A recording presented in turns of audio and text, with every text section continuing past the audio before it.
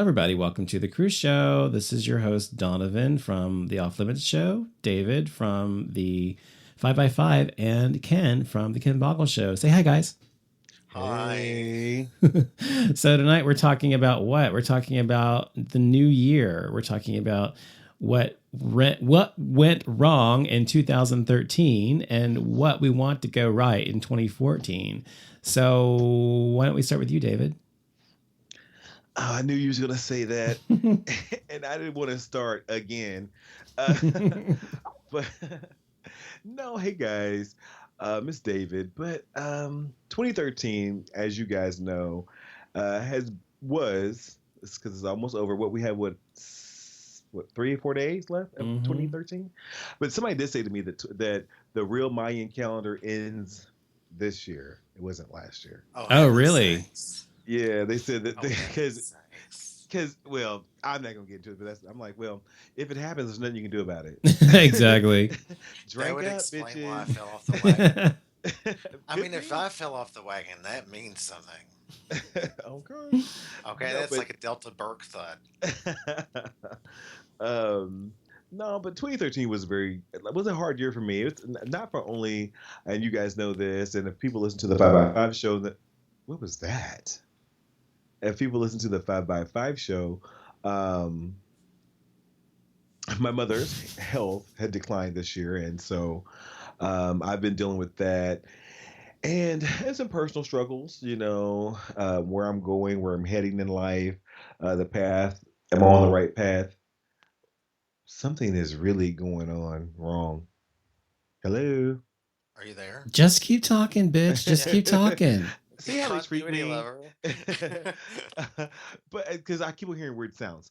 But and so I've that tone of the year, I wanted to, kind of, you want to wash that off. And so, coming into 2014, you want a clean slate and you want to start anew. So for me, getting rid of the old, theoretically, and starting something new. There's so many things in 2014 that I want to accomplish. Of course, you guys know that I'm going back to school in my 40s. Yay! And we'll see how that turns out. That's great. But I'm very excited about that. Well, I think that's an amazing decision.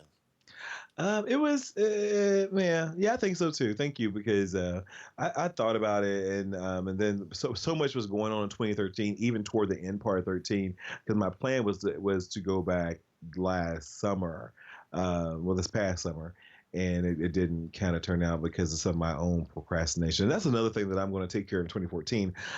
My procrastination level is out of control. And I'm gonna bring that on down and get a grip on things that I put off and continually put off. But also in 2014, I want to be happier. And when I say I want to be happier, I want to be happy of the fact that maybe I'll find that certain person to nest up with, to wifey up with, so to speak. And but then in turn, I have to be more what's the word I was using earlier, receptive to different types of people, and maybe take some of this wall that I have kind of built up around my heart down. And for some reason, everybody thinks I'm kind of self-deprecating, and I don't want to be, even though I do kind of look at other people under a what's it called? Magnifying glass of scrutiny. Not so much self-deprecating as self-effacing. You're like putting yourself down sometimes. So yeah. So hopefully I need to stop that. But I just want to live happy, and I said earlier that I wanted to be a better son. And to me, I think with the stuff that my mother and we go through. And it's all health related, and jealousy and vindictiveness. I want to try to be better in that respect and be a little bit more tolerant, and that's tolerant of not only that, but some of the things that go on around me, because sometimes I'm just ready to fight. And I feel like I'm always on 10. I'd be okay with 8.5, but right now I'm always on 10, and everything bothers me. And I want to be happy. In Well, Beyonce's song "Pretty Hurt," um, uh-huh. yes, I said it. At the very beginning of that song, the commentator asked her, "What do you aspire to be in life?" And she's like, "That's a hard question." And then she says, "I want to be happy." And I think across the board, I think that's what everybody really wants to obtain some kind of level of sustainable happiness. Right. I don't think I've found that yet. I'm searching, but I don't think I've found it. So hopefully, I will be able to do that. Well, what? So next year you want to do your school, and you want to find a guy that's gonna mean something to you, Be more and you be want to more be tolerant, more more tolerant. receptive for different personalities and different types of people, Mm-hmm. looks wise. Mm-hmm. So not be so judgmental. I'm gonna bring that on down a little bit Bring it because on down. Okay. yeah, I'm gonna bring it down. I'll put that in the can. At least I want to try, but I think sometimes when you make these resolutions, they're doomed to fail. So I think if you try, and put an effort to try, I think you're more apt to have it happen I think versus it's than the saying, opposite, don't you? yeah, I yeah, think. exactly, or say I'm gonna do it and then you never do it. But I'm gonna lose this weight. Oh, I'm good. a, I am gonna lose this weight because I'm a big fat cow right now and I'm tired of all that.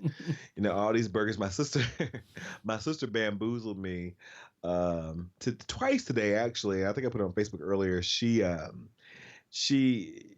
earlier today I took my mother to dialysis and she had to run an errand for my mother and she's like, well, why don't you go with me? I'm like, girl, I gotta go to work, and so she's like, no, come hang out with me and Ethan. I'm like, ugh. And so I get in the car. She's like, well, let's go have lunch. Mm. I'm like, Mm-hmm. chick. She's like, let's go. They have the $5 specials at at Dairy Queen. I'm like, girl, this is a bamboozle. And then for Christmas, not only did she give me Christmas gifts, she gave me my favorite store bought Christmas cookies of all time. And Mm-hmm. normally they come in, you can get them at like the Dollar General store of all places. Um, and they're like in a box, but she gave me like this super tin that I know has 100 cookies in it, and they was waiting for me when I came home tonight. Bamboozled. I'm You like, don't have to gee, eat them, David. no, they have to be eaten. Well, you could give at least 90 of them away and eat 10 No, to your mama, your dad, your sisters, your brothers, your nephew, your they're niece. they're diabetics, all of them. So what? That's their problem. I'm just kidding.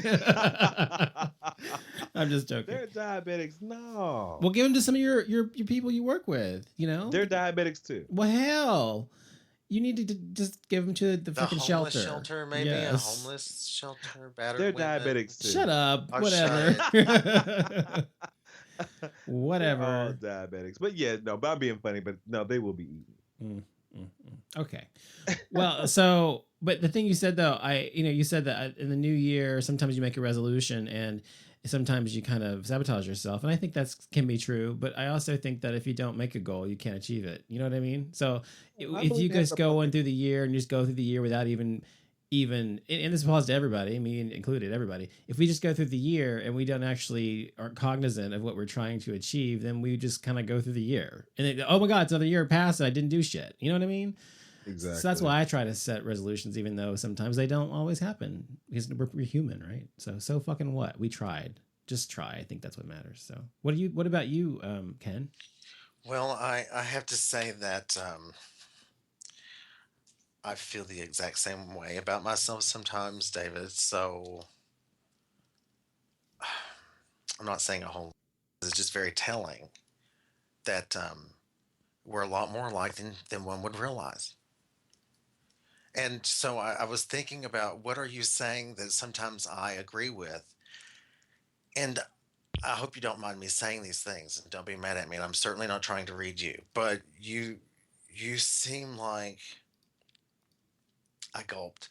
You seem like you seem like you're looking for happiness outside yourself because you talk about searching for it and looking for it. And I just want to make sure that you know that you can achieve this through yourself and your own concrete worthy actions. You're an amazing son.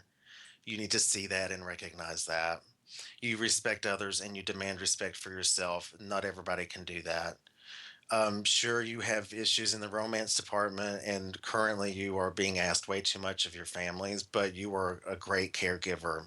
Not everybody's born with that trait, and some of them wish that they had it. And I think that what you need is a healthy dose of self esteem.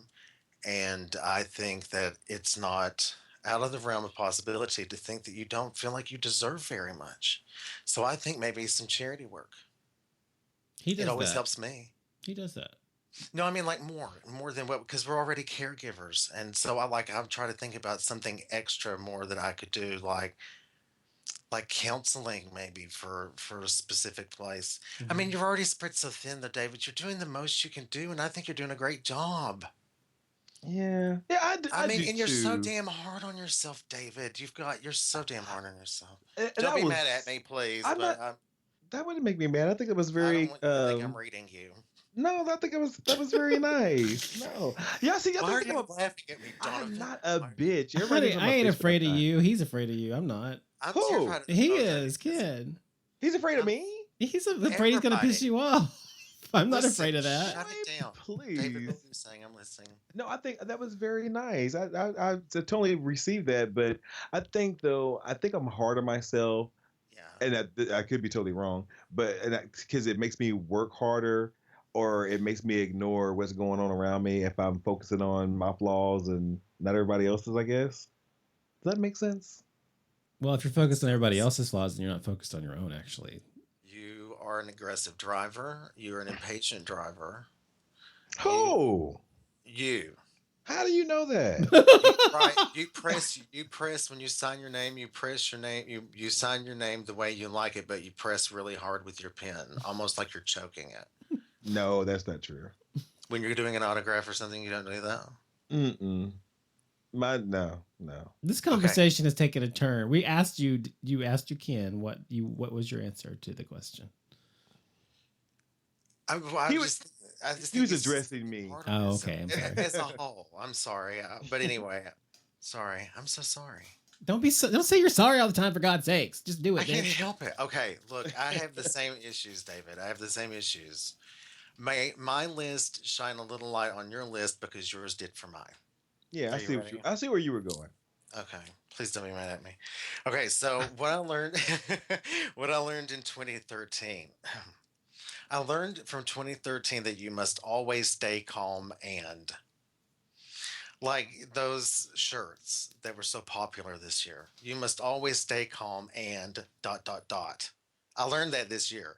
You can't just stay calm and expect everything to be okay. You have to do something. You have to take some sort of action. Some of them say stay calm and carry on, or shine. What is the other one? Chive on, chive on. My brother Joey has that, and I just realized that in your life you have to do that. You have to stay calm above everything else. And I also learned that you can't allow your happiness to be dependent upon the actions of people, of cars, of people driving the car. You can't allow your happiness to be determined by any of that. You got to just shrug your shoulders and say they must really be suffering in order to behave that way, because nobody in their right mind would behave that way. And you got to let it go. You can't control it. It's not going to help you. You got to move the fuck on. It's not going to do any good. So quit obsessing, and to find joy in every single thing that I do, regardless of what it is, because I'm always hungry for what comes ahead, what comes ahead, what comes ahead. There's a Buddhist story about it that would take too long to tell you, but it's my karma that I'm paying in this life. And I only realized it this year. I learned that that it's important to take care of myself. I learned that this year, but I find that it's even more important to take care of others. I find that what they call in Buddhism a bodhisattva, where it's like um, all I want to do, that's all I want to do. I learned that about myself. What's all you want to do? Take care of others and be Oh, a good yes, caregiver. yes, yes, yes.